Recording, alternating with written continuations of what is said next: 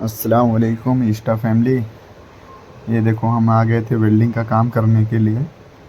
हमारा भाई इधर साथ में है, आया था काम करने के लिए। मैं काम कर रहा था तो ऑलरेडी मैं थक चुका था, तो भाई बोला लाओ मैं वेल्डिंग कर देता हूँ। अभी आप देखो ये भाई वेल्डिंग मार रहा है, और एक अपने पीछे है, मैं उसको दिखाता हूँ अभी लास्ट वीडियो में आपको। वो अपना माल कटिंग करके दे रहा है, और ये अपना बड़ा भाई वेल्डिंग कर रहा है। वो मैं बोला थोड़ा वीडियो बना लेता हूँ भाई का भी, ये भाई को भी सपोर्ट करो आप। ये देखो अपना भाई माल उधर से ला के दे रहा है। काफ़ी मेहनत ये लोग कर रहे हैं। आप लोग लाइक करो, कमेंट करो, शेयर करो।